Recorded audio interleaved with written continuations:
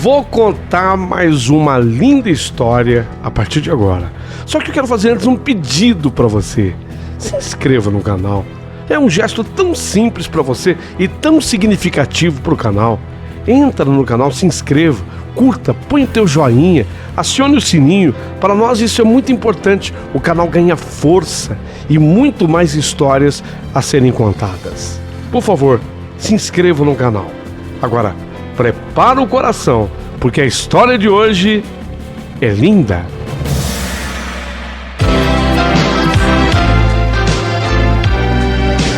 Rádio Emoção. Paulinho Boa Pessoa. A verdade de cada um. Meu querido amigo Paulinho Boa Pessoa, você vai me chamar o tempo todo da minha carta de Duda.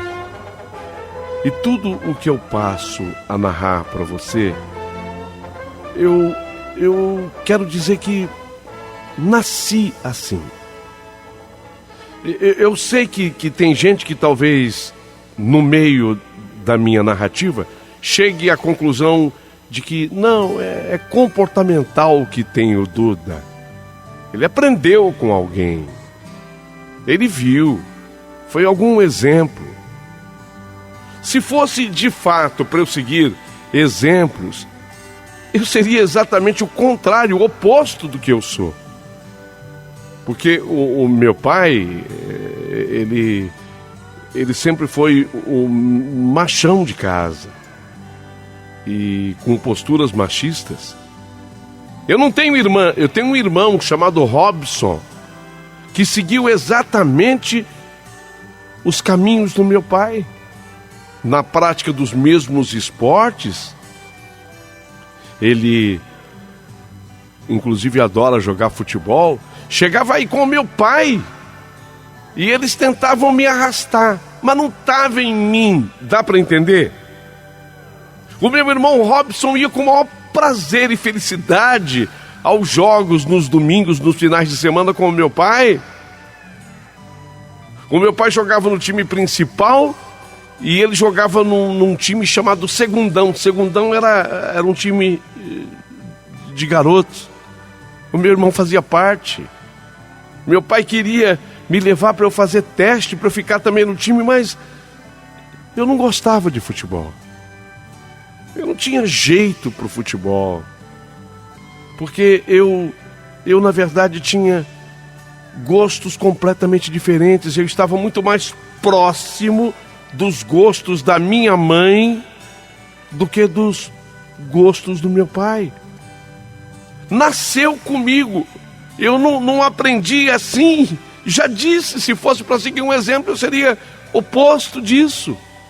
Eu preferia fazer pudim com a minha mãe, aprender a fazer pudim, amassar um bolo. Eu ficava atento às costuras da minha mãe, aos bordados que ela fazia. E certa vez eu surpreendi a minha mãe fazendo um bordado que, segundo ela, ficou mais bonito do que se ela fizesse. Com quem que eu aprendi isso, eu pergunto? Com quem que eu aprendi? Talento natural. Sabe, é isso que eu às vezes não consigo entender nas pessoas.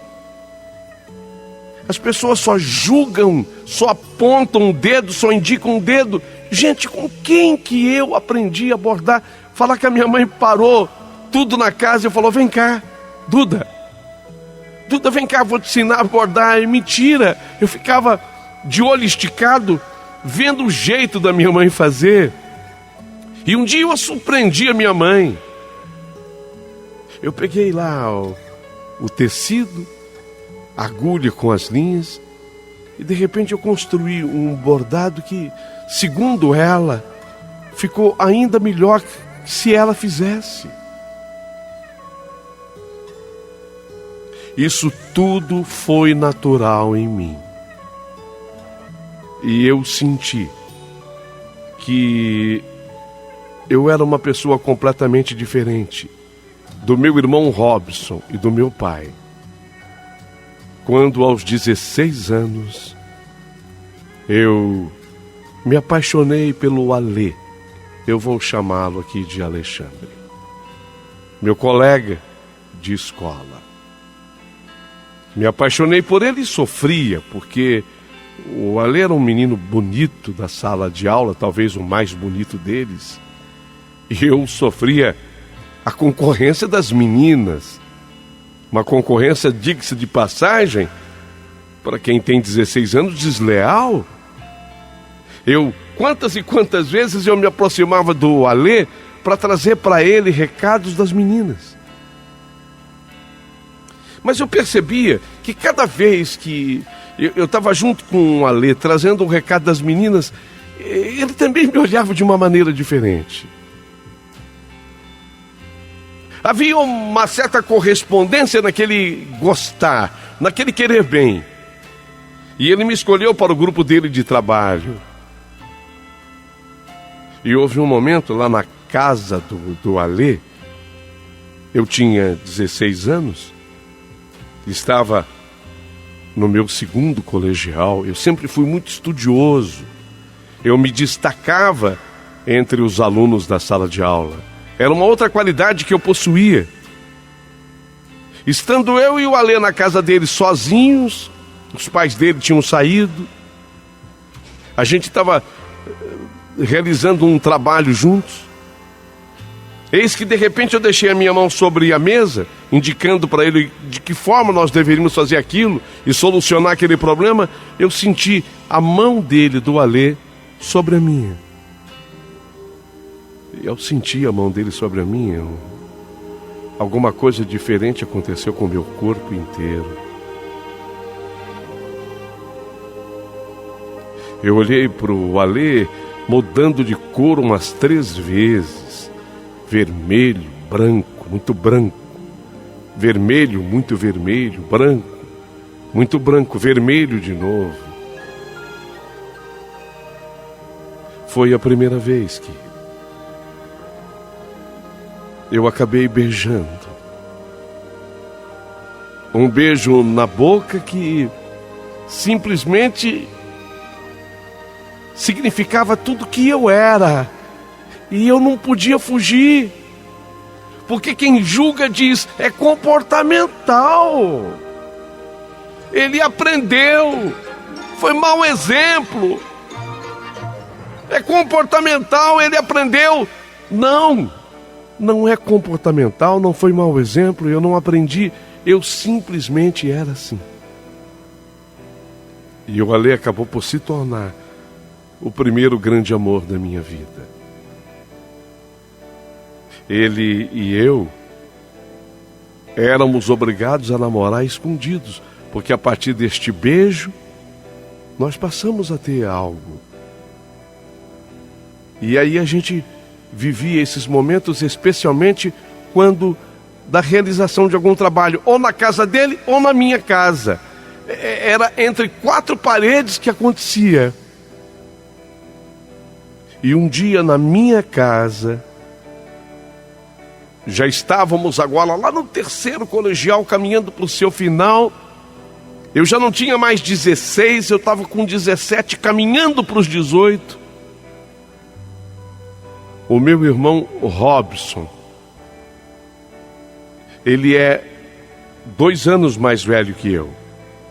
Ele havia percebido alguma coisa e de maneira sorrateira, sem que soubéssemos, ele espionou. E ele passou para o meu pai tudo o que estava acontecendo. E quando ele passou para o meu pai, Paulinho, foi um escândalo terrível na minha casa. Pra você ter uma ideia do pampeiro que o meu pai promoveu em casa. Meu pai gritava para a vizinhança inteira ouvir. Não estou criando um filho para ele se transformar num viado.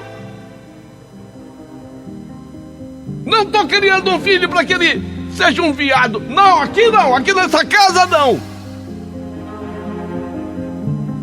Você vai mudar de atitude a partir de hoje. Na porrada, na pancada. Eu não admito, eu não aceito. Aqui não. E o meu pai não era de falar. Ele, praticante de esporte, o papai era praticamente um atleta. Um homem extremamente forte. Ele me pegou com a mão esquerda na altura da garganta e apertava de uma forma que eu tinha dificuldade para respirar. Mas exatamente por saber dar esse tipo de golpe, ele não passava dessa medida, de forma que eu conseguia respirar sim, mas com dificuldade. Engasgado. Para, pai. E ele segurava na minha garganta e com a outra mão à direita ele me batia. Foi tão violenta a surra que uma vizinha acabou até chamando a polícia. E no momento em que chegou a polícia, a minha mãe foi lá pedir desculpas para os policiais e disse que os policiais não se preocupassem, era apenas um pai corrigindo. Eu me lembro dessa expressão usada pela minha mãe. Perdão, seu policial. É apenas um pai corrigindo um filho. Essa expressão marcou o meu coração. E eu era o filho corrigido. E com medo de tudo e pressionado por tudo, a minha mãe simplesmente me olhou e falou: não foi isso? Não foi isso que aconteceu, Duda? Eu, diante do policial, apenas confirmei. Tá tudo bem. Eu fiz uma coisa errada só. Meu pai me bateu. Mas tá tudo bem. O policial, um deles. Porque em toda a profissão sempre tem aquela pessoa mais sensível. O outro não se importou. Mas o que estava ao volante, o que estava dirigindo a viatura, ele insistiu comigo. Você tem certeza? Tá tudo bem mesmo? Se você quiser, eu faço um boletim de ocorrência. Isso é bom. Vai evitar que o seu pai repita com você o que ele fez hoje. A minha mãe respondia por mim: não, mas ele não é filho.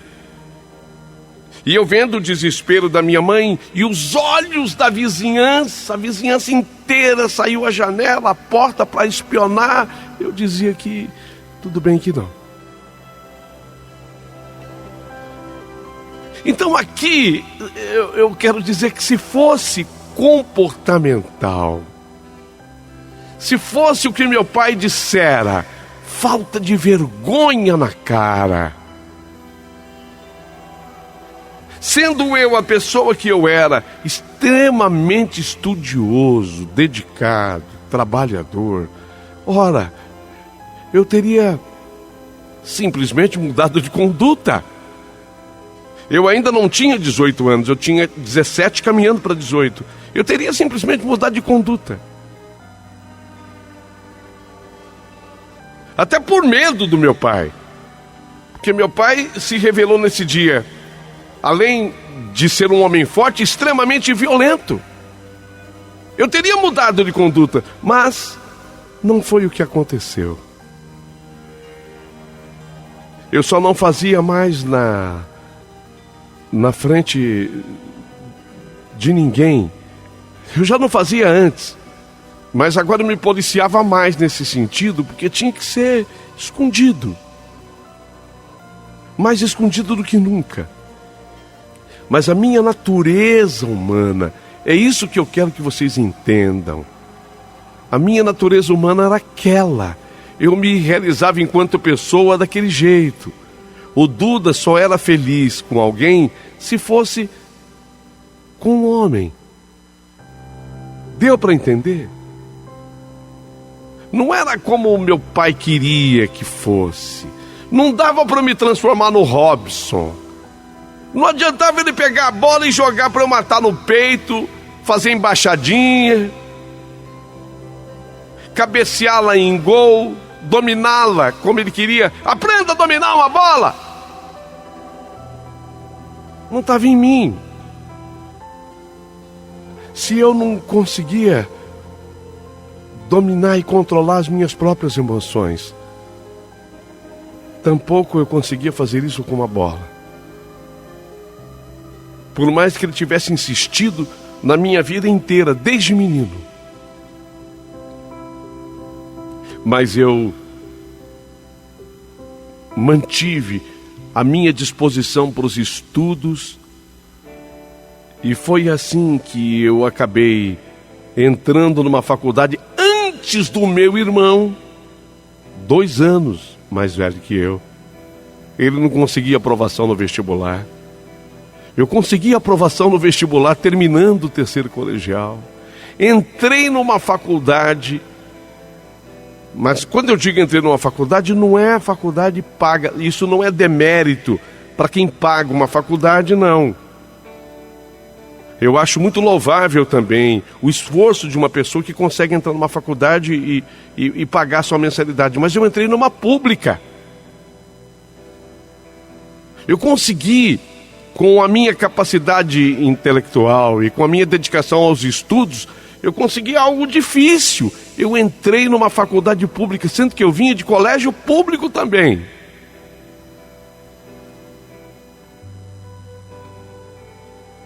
E foi no ambiente da faculdade que eu acabei conhecendo outros homens e me relacionando.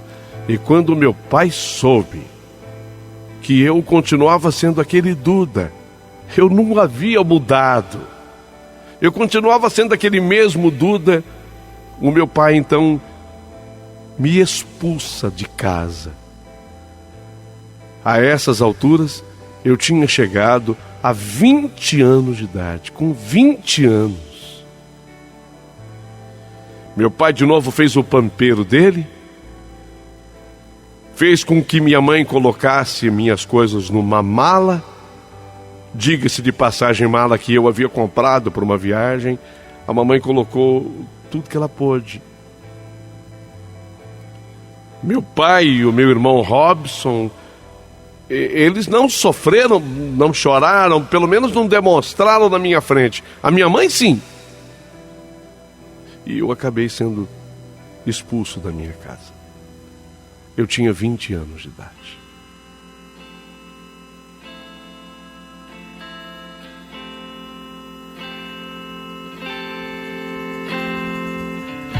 Mas eu tive que enfrentar a vida. Eu não tinha lugar para ir.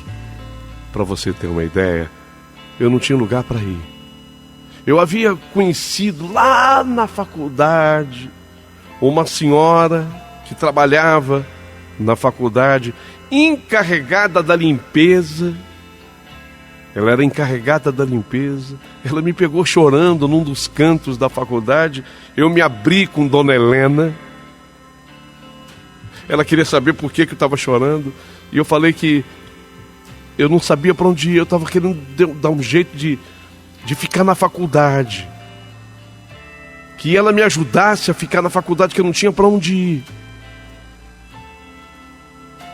Que ela permitisse que, como responsável da limpeza, ela ia entregar já salas prontas e limpas, que ela permitisse que eu ficasse numa sala daquela quietinho, escondido. Porque eu não tinha para onde ir. E foi Dona Helena que me estendeu a mão, uma pessoa totalmente desconhecida. Não tínhamos nenhum grau de parentesco. Foi ela quem me levou para a casa dela. E me acolheu na casa dela, sabe? Como se eu fosse um filho. E foi lá, estando na casa dela, que eu continuei os meus estudos. Trabalhava fora, continuei meus estudos. E eu consegui aprovação num concurso público. Aos 25 anos de idade, era uma coisa dificílima de passar. Eu consegui aprovação num concurso público. Para que você tenha uma ideia, não é por querer aparecer, mas é para que as pessoas entendam direitinho o que eu estou falando. Nesse concurso público no qual eu fui aprovado, eu tenho um salário hoje líquido, fora todos os descontos, eu tenho um salário hoje de R$12.500. Eu procuro ajudar a minha querida Dona Helena, porque ela é sozinha. E ela me acolheu na casa dela. A história poderia terminar exatamente assim, mas não foi o que aconteceu.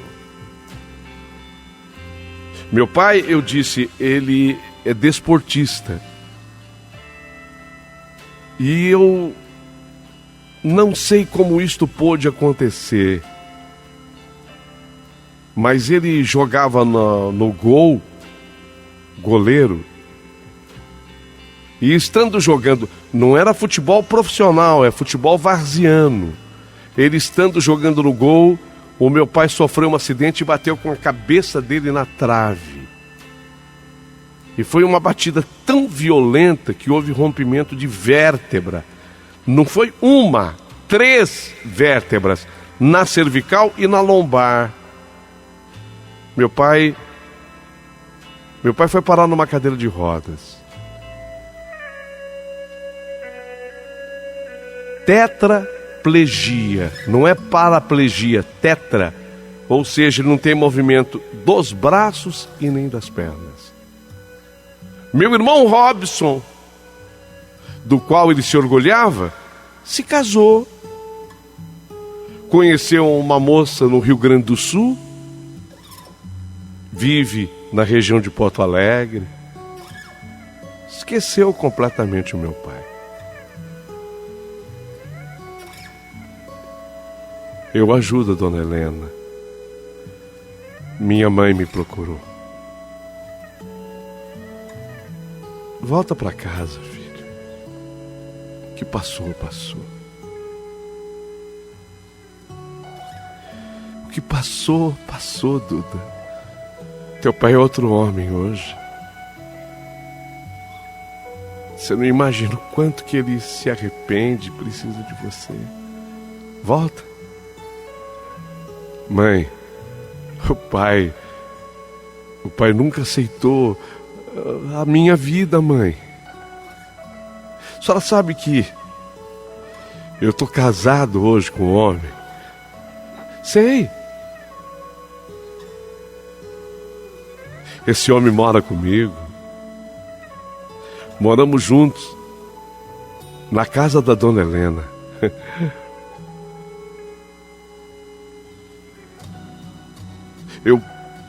Eu tenho uma vida muito feliz com ele, com a Dona Helena que eu ajudo. Eu, para voltar para casa hoje, mãe,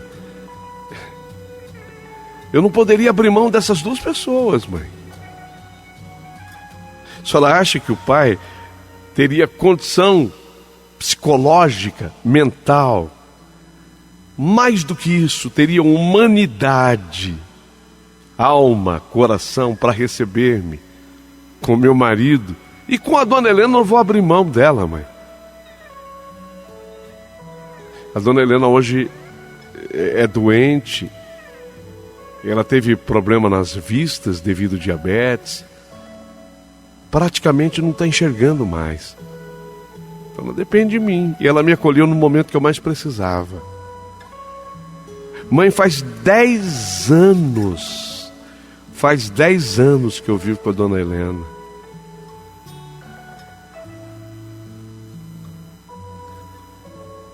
O que a senhora acha? Eu acho que o teu pai vai aceitar sim, filho. Ele precisa de você. Traz, mãe, assim. É meu marido e aquela que me acolheu como filho.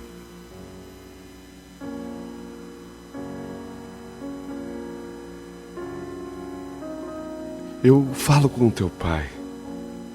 E aí eu me comunico com você, Duda.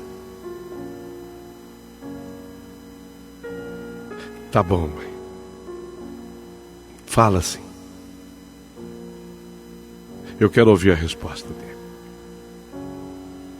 E mamãe saiu dali, conversou com o meu pai e assim, muito rapidamente me procurou de novo.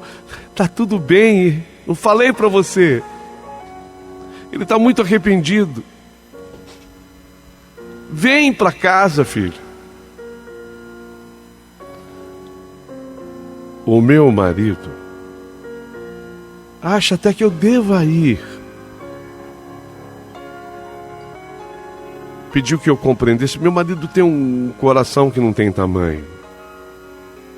A dona Helena disse que eu não me preocupasse com ela. Não, dona Helena, eu já impus essa condição. Eu volto, até posso voltar, se a senhora for comigo.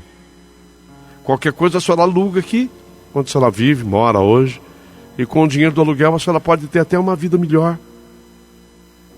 Mas eu jamais vou abrir mão da senhora. Mas ainda assim,